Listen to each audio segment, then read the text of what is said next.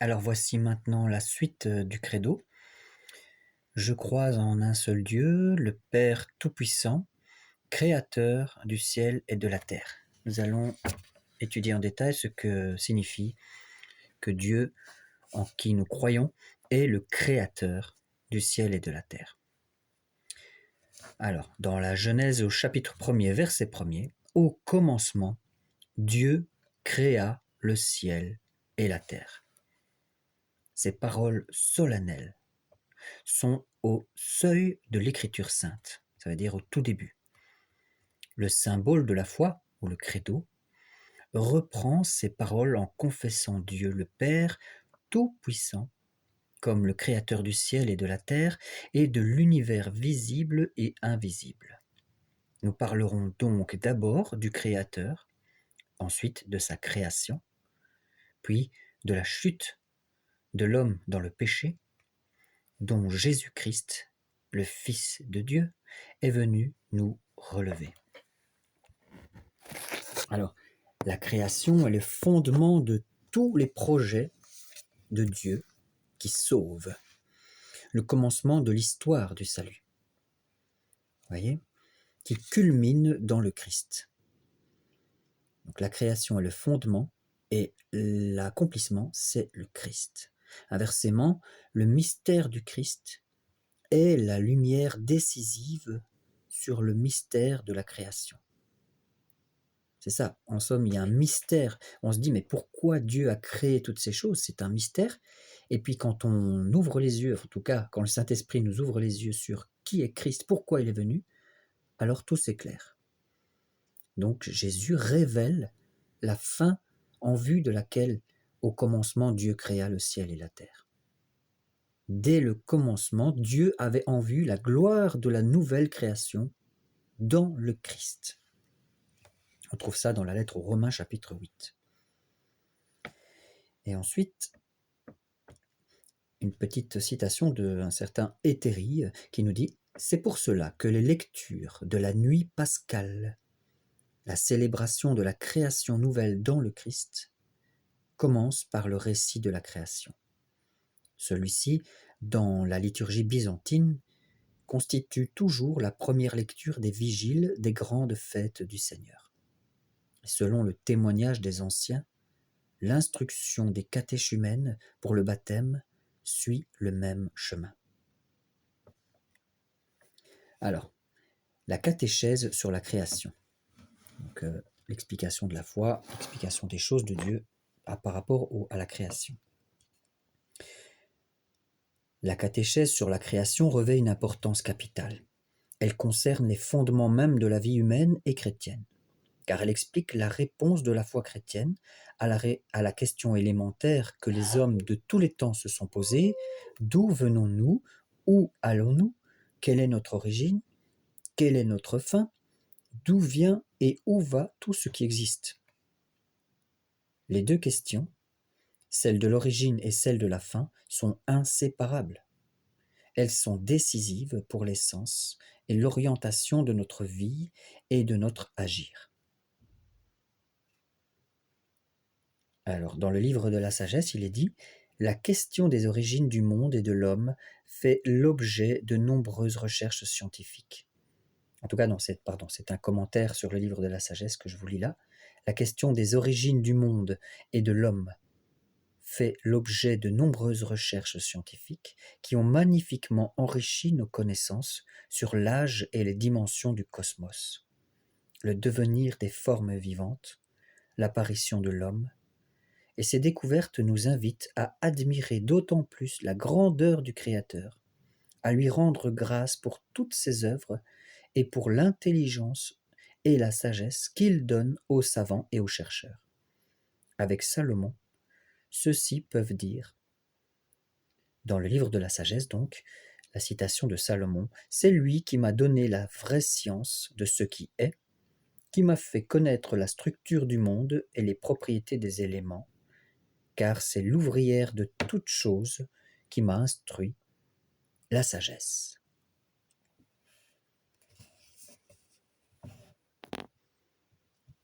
Alors, le catéchisme de l'Église catholique, duquel je vous lis l'explication du credo, nous dit: le grand intérêt réservé à ces recherches scientifiques est fortement stimulé par une question d'un autre ordre, qui dépasse le domaine propre des sciences naturelles. Il ne s'agit pas seulement de savoir quand et comment a surgi matériellement le cosmos, ni quand l'homme est apparu, mais plutôt de découvrir quel est le sens d'une telle origine. Le sens. Si la création est gouvernée par le hasard, un destin aveugle, une nécessité anonyme, ou bien par un être transcendant, intelligent et bon, appelé Dieu. Et si le monde provient de la sagesse et de la bonté de Dieu, pourquoi le mal? Et d'où vient-il? Qui en est responsable? Et y en a-t-il une libération? Depuis ses débuts, la foi chrétienne a été confrontée à des réponses différentes de la sienne sur la question des origines. Ainsi, on trouve dans les religions et les cultures anciennes de nombreux mythes concernant les origines. Certains philosophes ont dit que tout est Dieu, que le monde est Dieu, ou que le devenir du monde est le devenir de Dieu. Ça, c'est ce qu'on appelle le panthéisme. Mais c'est une erreur. Et d'autres ont dit que le monde est une émanation nécessaire de Dieu, s'écoulant de cette source et retournant vers elle. D'autres encore ont affirmé l'existence de deux principes éternels, le bien et le mal, la lumière, les ténèbres, en lutte permanente. C'est ce qu'on appelle le dualisme et le manichéisme. Mais c'est aussi une erreur de croire ces choses-là. Et selon certaines de ces conceptions, le monde, au moins le monde matériel, serait mauvais, produit d'une déchéance et donc à rejeter ou à dépasser. C'est ce qu'on appelle la gnose. Mais d'autres admettent que le monde a été fait par Dieu, mais à la manière d'un horloger, qui l'aurait, une fois fait, abandonné à lui-même. Cette théorie, c'est le déisme. Et d'autres, enfin, n'acceptent aucune origine transcendante de ce monde, mais y voient le pur jeu d'une matière qui aurait toujours existé. Donc c'est le matérialisme. Et toutes ces tentatives témoignent de la permanence et de l'universalité de la question des origines. Cette quête de sens est propre à l'homme. Autrement dit, l'homme qui ne croit pas au vrai Dieu créateur continue de chercher ce vrai Dieu. L'intelligence humaine a la capacité, certes, de trouver déjà une réponse à la question des origines. En effet, l'existence de Dieu, le Créateur, peut être connue avec certitude par ses œuvres, grâce à la lumière de la raison humaine, même si cette connaissance est souvent obscurcie et défigurée par l'erreur. Petit témoignage personnel, entre parenthèses, à l'âge de 13 ans, j'ai été pris de vertige en regardant le ciel étoilé. Il y avait une telle immensité et je me sentais tellement petit qu'il y a eu un vertige dans mon cœur et j'ai eu comme cette, entre guillemets, cette révélation qu'il doit y avoir un créateur. Pourquoi j'existe, pourquoi je meurs et pourquoi tout est si beau, mais pourquoi j'existe? Il doit y avoir un créateur. Nous ne pouvons pas venir du hasard. Et pourquoi je meurs, ça voulait dire aussi, c'est pas normal que je meure. Nous sommes faits pour la vie éternelle. Et voilà. Et donc, c'est après que, plus tard, vers l'âge de 16 ans, j'ai lu l'évangile de Jean où j'ai trouvé toutes les réponses à mes questions. En Jésus. Et comme Pierre dit, tu as vraiment les paroles de la vie éternelle. Voilà, ça c'était pour la petite parenthèse, merci. Et donc, c'est pourquoi je continue, nous sommes au numéro 286 du catéchisme de l'Église catholique, dans le chapitre des credos. Donc, c'est pourquoi la foi vient confirmer et éclairer la raison dans la juste intelligence de cette vérité. Par la foi, nous comprenons que les mondes ont été formés par une parole de Dieu, de sorte que ce que l'on voit provient de ce qui n'est pas apparent. Alors, la vérité de la création est si importante pour toute la vie humaine que Dieu, dans sa tendresse, a voulu révéler à son peuple tout ce qu'il est salutaire de connaître à ce sujet. Au-delà de la connaissance naturelle que tout homme peut avoir du Créateur, Dieu a progressivement révélé à Israël le mystère de la création. Lui qui a choisi des patriarches, donc c'est-à-dire Abraham, Isaac, Jacob et autres, il les a fait sortir d'Égypte, et en élisant Israël, il l'a créé, formé, et il se révèle comme celui à qui appartiennent tous les peuples de la terre, et la terre entière, comme celui qui, seul, a fait le ciel et la terre. Donc, à ce peuple d'Israël, il dit « Je suis ton Dieu, écoute Israël, l'Éternel est un, je suis ton Créateur. » Nous trouvons plein d'allusions à ça dans les psaumes. Psaume 115, 124, 134, etc. Ainsi, la révélation de la création, donc comprendre que ce monde a été créé dans un but, est inséparable de la révélation et de la réalisation de l'alliance de Dieu, l'unique avec son peuple. Donc Dieu a non seulement créé la terre et le ciel, mais il nous a créés pour faire alliance avec nous dans cette création. Et la création est révélée comme le premier pas vers cette alliance, comme le premier et universel témoignage de l'amour tout-puissant de Dieu.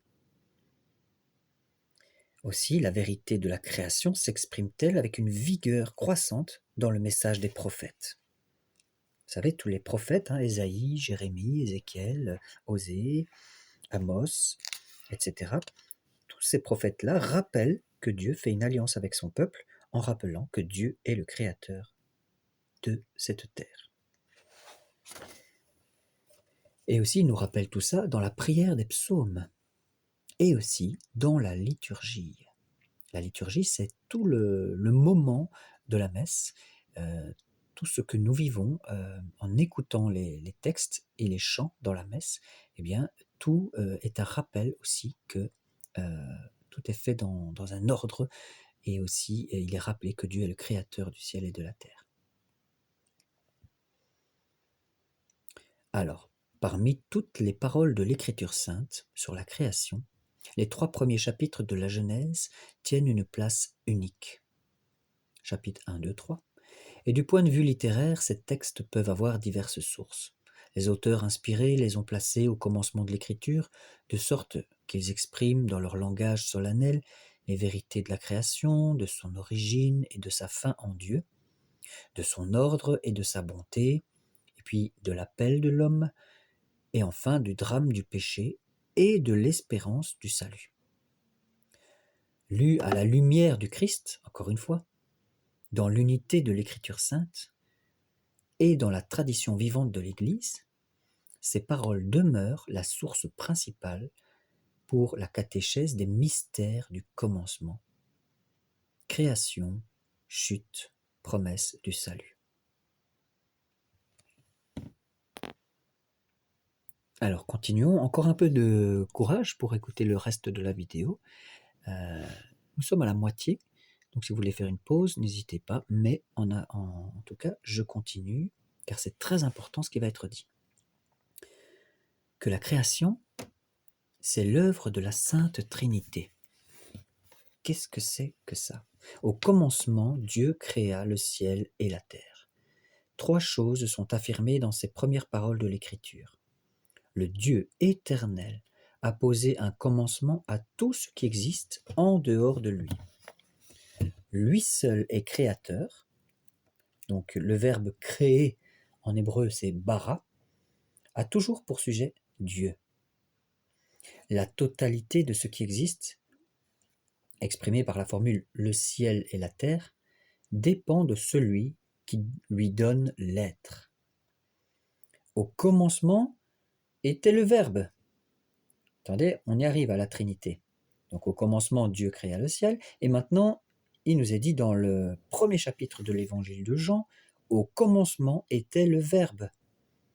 Et le verbe, donc le verbe c'est la parole créatrice, ce verbe était Dieu. Tout a été fait par lui, et sans lui, rien n'a été fait. Le Nouveau Testament révèle que Dieu a tout créé par le Verbe éternel, ou la parole éternelle, c'est qui? C'est son Fils bien-aimé. Là, on est à 2 sur 3 de la Trinité. C'est en lui qu'ont été créées toutes choses, dans les cieux et sur la terre. Tout a été créé par lui et pour lui. Il est avant toute chose et toute chose subsiste en lui, nous dit Paul dans les Colossiens. La foi de l'Église affirme de même l'action créatrice de l'Esprit Saint. Donc l'Esprit Saint est le donateur de vie, l'Esprit créateur.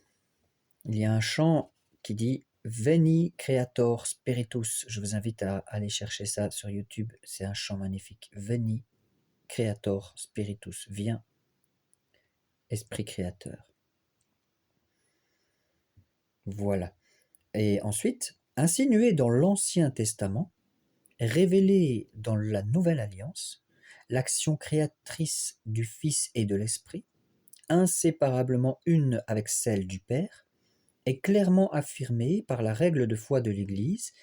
Il n'existe qu'un seul Dieu, il est le Père, il est Dieu, il est le Créateur, il est l'auteur, il est l'ordonnateur.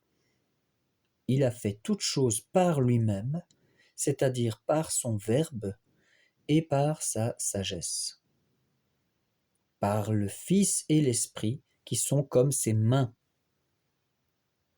La création est l'œuvre commune de la Sainte Trinité. Et donc, le Fils et l'Esprit, et comment dire, que son Verbe et sa sagesse sont les créateurs, c'est une citation de saint Irénée dans son texte contre les hérésies. Ce qui est magnifique, petite parenthèse, c'est qu'il y a beaucoup d'allusions au Père de l'Église dans ce catéchisme, qui ont mis à l'époque vraiment un accent et ils ont vraiment mis en évidence que la Trinité est très très très importante.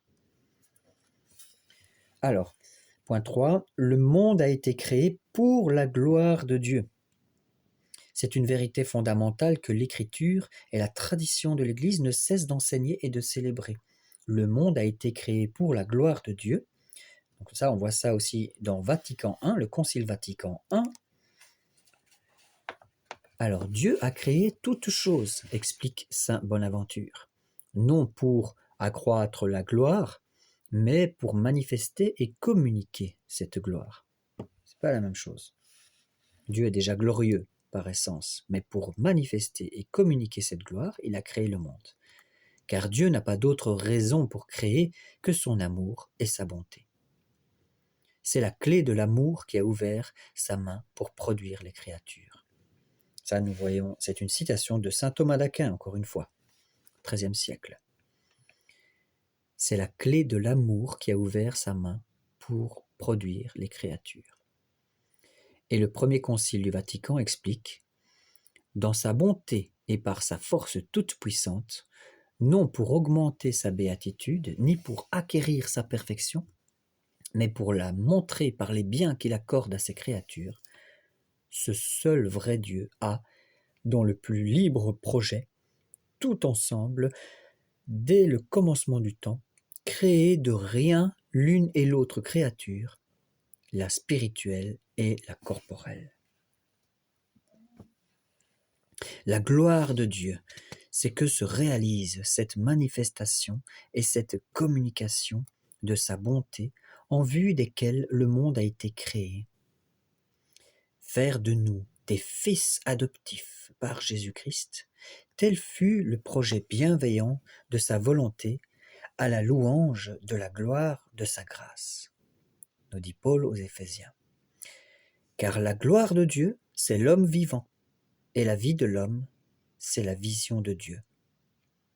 Si déjà la révélation de Dieu par la création procura la vie à tous les êtres qui vivent sur la terre, combien plus la manifestation du Père par le Verbe procure-t-elle la vie à ceux qui voient Dieu. c'est encore une citation de saint Irénée. Je la répète, car la gloire de Dieu, c'est l'homme vivant, et la vie de l'homme, c'est la vision de Dieu. Nous le verrons tel qu'il est, comme dit Jean. Et si déjà la révélation de Dieu par la création procura la vie à tous les êtres qui vivent sur la terre, combien plus la manifestation du Père par le Verbe procure-t-elle la vie à ceux qui voient Dieu. Pour terminer, la fin ultime de la création, c'est que Dieu, qui est le créateur de tous les êtres, devienne enfin tout en tous, en procurant à la fois sa gloire et notre béatitude. Alors ça, nous trouvons ça aussi, cette parole qui est créateur de tous les êtres, devienne enfin tout en tous. C'est dans la fin, enfin dans la moitié du chapitre 15 de la lettre aux Corinthiens, première lettre aux Corinthiens. Alors, encore un petit peu de courage, mes amis, le mystère de la création. Dieu crée par sagesse et par amour. Nous croyons que Dieu a créé le monde selon sa sagesse. Il n'est pas le produit d'une nécessité quelconque, d'un destin aveugle ou du hasard. Nous croyons que ce monde procède de la volonté libre de Dieu qui a voulu faire participer les créatures à son être, sa sagesse et sa bonté.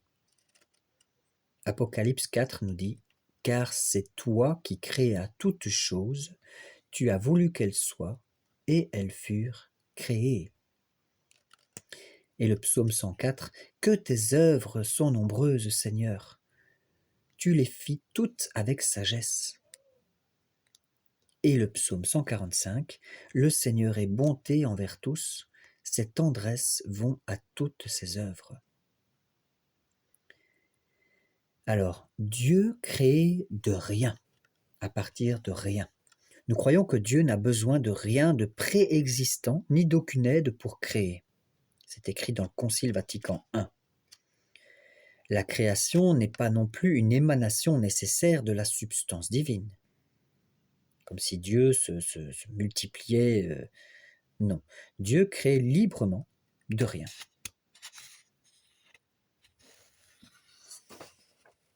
Quoi d'extraordinaire si Dieu avait tiré le monde d'une manière préexistante ?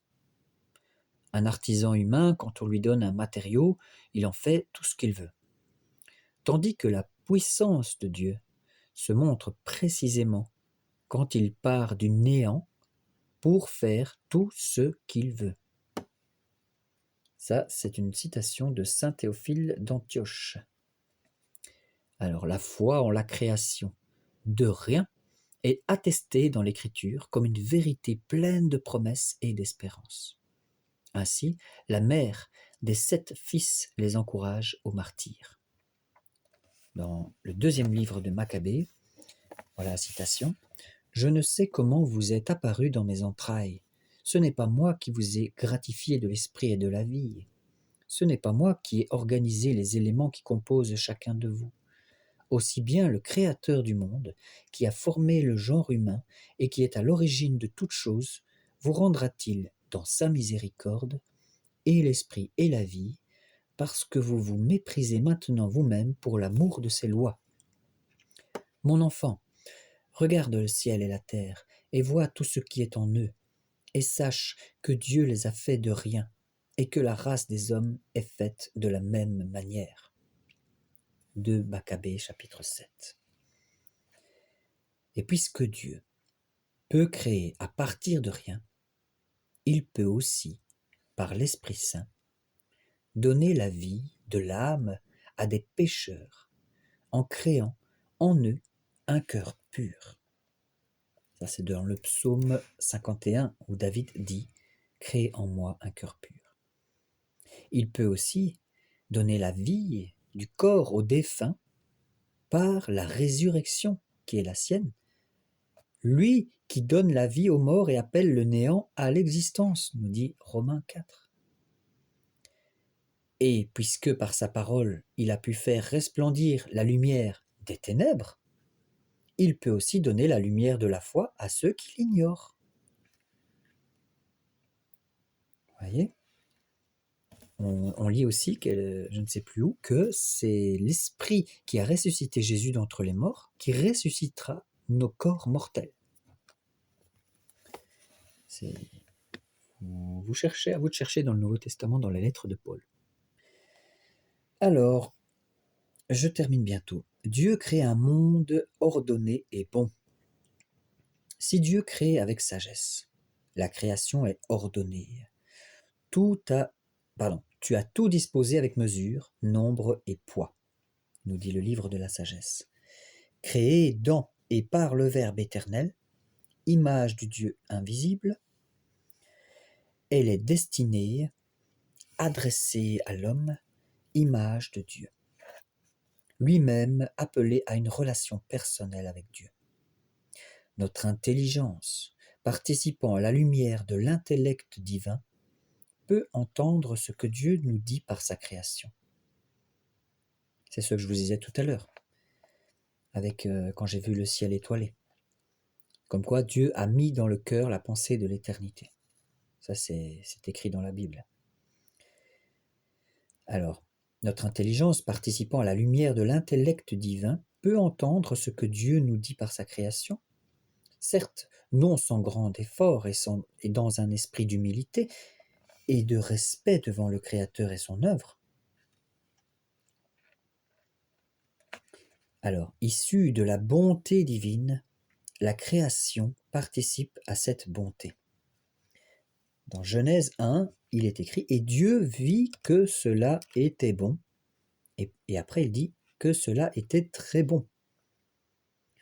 Car la création est voulue par Dieu comme un don adressé à l'homme, comme un héritage qui lui est destiné et confié.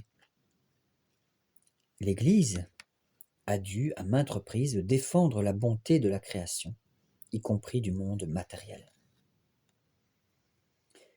Ensuite, Dieu transcende la création et lui est présent. C'est-à-dire, Dieu est infiniment plus grand que toutes ses œuvres. Sa majesté est plus haute que les cieux, nous dit le psaume 8. Et le psaume 45, sa majesté est plus haute que les cieux, à sa grandeur pas de mesure. Mais parce qu'il est le Créateur souverain et libre, la cause première de tout ce qui existe, il est présent au plus intime de ses créatures. En lui nous avons la vie, le mouvement et l'être, dit Paul aux Athéniens dans les Actes chapitre 17. Et selon les paroles de saint Augustin, il est plus haut que le plus haut de moi, plus intime que le plus intime. On retrouve ça dans le livre de ses confessions. Alors, Dieu maintient et porte la création. Avec la création, Dieu n'abandonne pas sa créature à elle-même. Il ne lui donne pas seulement d'être et d'exister, il la maintient à chaque instant dans l'être. Il lui donne d'agir et la porte à son terme. Et reconnaître cette dépendance complète par rapport au Créateur est une source de sagesse et de liberté, de joie et de confiance. Dans le livre de la sagesse, chapitre 11, il est écrit « Oui, tu aimes tout ce qui existe, et tu n'as de dégoût pour rien de ce que tu as fait. Car si tu avais haï quelque chose, tu ne l'aurais pas formé. Et comment une chose aurait-elle subsisté si tu ne l'avais voulu? Ou comment ce que tu n'aurais pas appelé aurait-il été conservé? Mais tu épargnes tout, parce que tout est à toi, maître, ami de la vie. » Petite note personnelle, je pense aux personnes handicapées, mentales et physiques, avec qui parfois j'ai pu travailler en tant qu'éducateur. J'ai vu des cas très très lourds. C'est ma petite conclusion. On pourrait se demander, mais pourquoi Dieu permet qu'il y ait des êtres handicapés à ce point? Il y a des cas terribles. Et on se dit, mais waouh! Eh bien, quand on lit ce que on vient de lire, la réponse est dedans. En fait, Dieu a un plan de A à Z. Il est écrit dans la lettre aux Romains, les souffrances actuelles ne sont pas comparables à la gloire à venir. Et je vous invite aussi à lire le chapitre 15 de la lettre aux Corinthiens qui nous dit qu'il y aura la résurrection. Hein. Si c'est seulement dans cette vie que nous avons espéré en Christ, nous sommes les plus malheureux de tous les hommes. Vous voyez, il ne suffit pas d'espérer en Christ pour cette vie seulement, mais il faut espérer en Christ parce qu'il y a la résurrection d'entre les morts et il y a une vie éternelle. Et donc nos corps mortels ressusciteront et nos corps mortels seront glorifiés.